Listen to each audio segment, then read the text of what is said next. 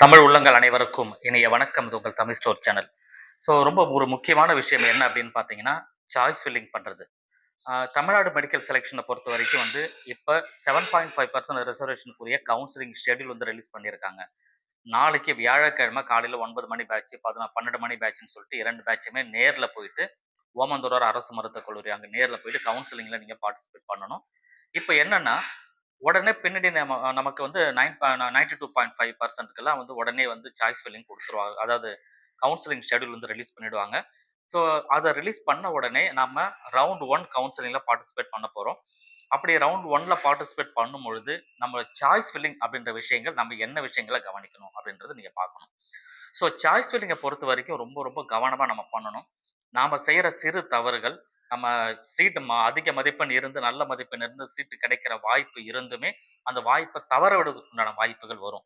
காரணம் என்னன்னா, அந்த சாய்ஸ் ஃபில்லிங் நீங்க தவறா பண்றீங்க அப்படின்ற பட்சத்தில இது நடக்கும்.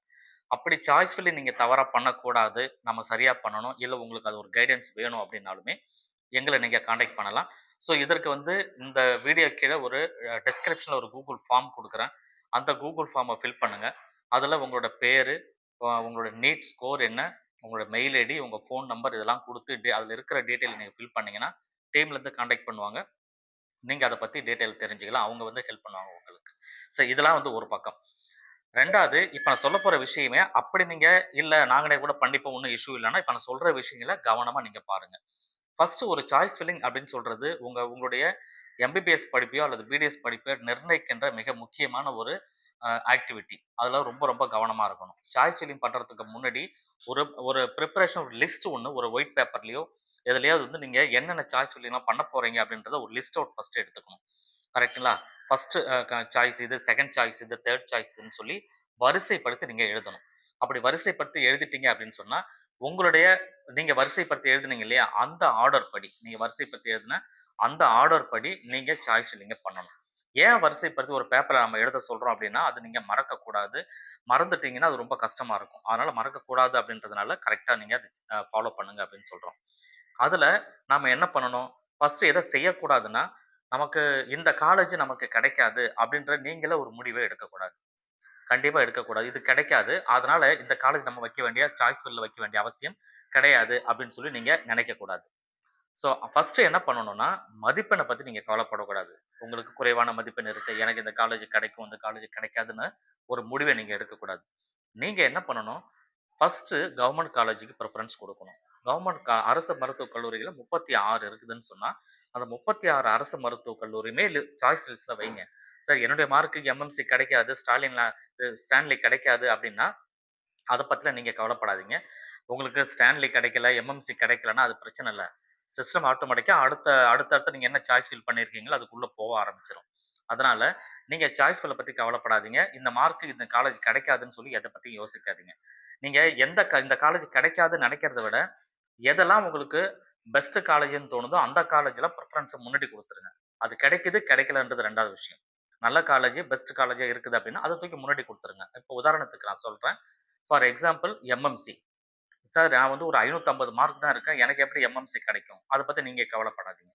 நீங்க பண்ணணும் என்னன்னா, ஃபர்ஸ்ட் எம்எம்சி குடுங்க, ஸ்டான்லி குடுங்க, கீழ்ப்பாக் குடுங்க, மதுரை குடுங்க, கோயம்புத்தூர் குடுங்க. இந்த வரிசையில நீங்க உங்களோட ஆர்டர குடுத்துட்டே வாங்க.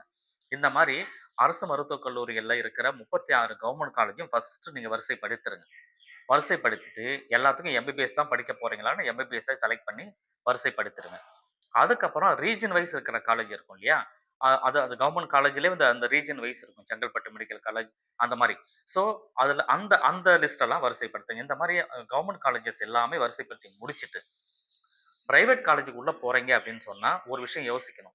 பிரைவேட் காலேஜ்ல உங்களுக்கு வந்து ஆ ரூ. 4,50,000 ஃபீஸ் ஆனது இருக்குது. அரவுண்ட் வந்து இயர்லி ஒரு 7 லேக்ஸ் கிட்டக்க வந்துரும். 7 டூ 8 லேக்ஸ் வரும். அந்த பேமெண்ட்‌க்கு நீங்க தயாரா இருக்கிற பட்சத்தில பிரைவேட் காலேஜ் குடுக்கலாம். தவறு கிடையாது. நீங்க சம்டைம் என்ன பண்ணுவீங்கன்னா சில பேரு, நமக்கு எம்எம்சி கிடைக்காதுப்பா. அதனால அத விட்டுடுவோம். அப்ப அடுத்து கீழ்ப்பாக்கு கிடைக்காது. ஸ்டான்லி கிடைக்காது. அப்படின்னு நீங்களா ஒரு முடிவ பண்ணிட்டு, எடுத்தோனே ஒரு பிரைவேட் காலேஜ் கொண்டு போய் முன்னாடி குடுப்பீங்க. அப்படி முன்னாடி குடுத்தீங்கன்னா, சிஸ்டம் என்ன பண்ணும், உங்க மதிப்பெண்ணுக்கு அந்த பிரைவேட் காலேஜ்ல இடம் இருந்தது, அலாட் ஆயிடுச்சுன்னா, நீங்க தலையெடுத்து போய் ஜாயின் பண்ண வேண்டிய சூழ்நிலை ஆயிடும். அதாவது விருப்பம் இல்லாத ஒரு கல்லூரிய கட்டணம் அதிகமா இருக்கிற ஒரு கல்லூரிய கொண்டு போயிட்டு முன்னாடி நீங்க குடுத்துட்டீங்கன்னா, அது அலாட்மெண்ட் ஆயிடுச்சுன்னா, அத போய் நீங்க சேர்ற மாரி ஆயிடும். அதனால தான் சொல்றது, நீங்க பிரைவேட் காலேஜ் சேர விருப்பம் இருக்குது, ஒண்ணும் பிரச்சனை இல்லன்னா, எடுத்த உடனே போய் முன்னாடி குடுத்துறாதீங்க. நீங்க மதிப்பெண் குறைவா இருந்தாலும் 36 கவர்ன்மென்ட் காலேஜ முடிச்சுட்டு, அதுக்கப்புறமா நீங்க என்ன பண்ணணும்? பிரைவேட் காலேஜ குடுங்க. அந்த பிரைவேட் காலேஜ்லயுமே கூட வந்து டாப்ல இருக்கிற டாப் மோஸ்ட் இருக்கிற பெஸ்ட் காலேஜ் எதுவோ அத ஃபர்ஸ்ட்ல குடுத்துருங்க. ஃபார் எக்ஸாம்பிள் வந்து கோயம்புத்தூர்ல இருக்கிற பிஎஸ்ஜி மெடிக்கல் காலேஜ் அப்படின்னா, பிஎஸ்ஜிய ஃபர்ஸ்ட் குடுங்க. ரைட்டுங்களா? கேஎஸ்பி விஸ்வநாதன் திருச்சினா, திருச்சிய வந்து 2வது குடுங்க. அந்த மாதிரி அதையுமே நீங்க வரிசைப்படுத்தி தான் குடுக்கணும். ஸோ இன் கேஸ் உங்களுக்கு ஒரு விழுப்புரம் மெடிக்கல் காலேஜ்ல கிடைக்கிற அளவு தான் மதிப்பெண் இருக்கு. ஒரு பிரைவேட் காலேஜ் சொல்றோம். எக்ஸாம்பிள் நான் வந்து உதாரணத்துக்காக சொல்றேன். விழுப்புரத்துல ஏதோ ஒரு பிரைவேட் மெடிக்கல் காலேஜ் இருக்குதுப்பா. அந்த பிரைவேட் மெடிக்கல் காலேஜ் தான் எனக்கு கிடைக்கும். அப்படின்னு நீங்களா ஒரு முடிவு பண்றீங்கன்னு வச்சுக்கோங்களேன். அத எதுவும் ஃபர்ஸ்ட்ல குடுக்காம, அத 36 கவர்ன்மென்ட் காலேஜ் முடிச்சுட்டு, பிரைவேட் காலேஜ் நல்ல காலேஜ் எல்லாம் குடுத்துட்டு, அத வந்து நீங்க ஆ 40வது இடத்துலயோ, 30வது இடத்துலயோ கூட அந்த காலேஜ வைக்கலாம். ஏன் அப்டின்னா, உங்க மதிப்பெண்ணுக்கு வரிசைப்படி அந்த வரிசைப்படி அந்த மதிப்பெண்ணுக்கு எந்த காலேஜ் இருக்குன்ற சிஸ்டம் வந்து பார்த்துக்கிட்டே வரும் இல்லையா? அதுவா வந்து அதுக்கு நீங்க முன்னாடி குடுத்த காலேஜ்ல எதுவுமே இடம் இல்லன்னு சொன்னா, நீங்க நெனைக்கிற அந்த விழுப்புரம் காலேஜ்லயே கொண்டு வந்து சிஸ்டம் ஆட்டோமேட்டிக்கா குடுக்கும். இல்ல அதிலயுமே கிடைக்கக்கூடிய வாய்ப்பு இல்லன்னா, நீங்க அடுத்து என்ன காலேஜ் குடுத்துருக்கீங்களோ அது போகும். ஆக மொத்தம் காலேஜ் குடுக்குறது லிமிட் கிடையாது. நீங்களா ஒரு 10 காலேஜ் குடுத்துட்டு, அந்த 10 காலேஜ்க்குள்ள தான் எனக்கு சீட் கிடைக்கும். அதுக்கு மேல எனக்கு கிடைக்காதுன்னு நெனச்சுக்கிட்டு 10 காலேஜ் மட்டும் விட்டுட்டீங்கன்னா, அந்த 10 காலேஜ்ல இடம் இல்லன்னா, சிஸ்டம் 11வது காலேஜ்க்கு போகும்போது நீங்க சாய்ஸ் ஃபில் குடுத்துருக்க மாட்டீங்க. அப்படி குடுக்கலன்னா உங்களுக்கு சீட்டே கடைசி வரைக்கும் கிடைக்காமலே போயிடும். அதனால ஃபர்ஸ்ட்டு இந்த காலேஜ் கிடைக்கும், கிடைக்காதுன்னு சொல்லி முடிவு பண்ணாம, எந்த காலேஜா இருந்தாலும் டாப் மோஸ்ட் இருக்கிற காலேஜ ஃபர்ஸ்ட் வைங்க. அதுவும் கவர்ன்மென்ட் காலேஜ் வைங்க. 36 கவர்ன்மென்ட் காலேஜ முடிச்சுட்டு அதுக்கப்புறம் பிரைவேட் காலேஜ்க்கு உள்ள போங்க.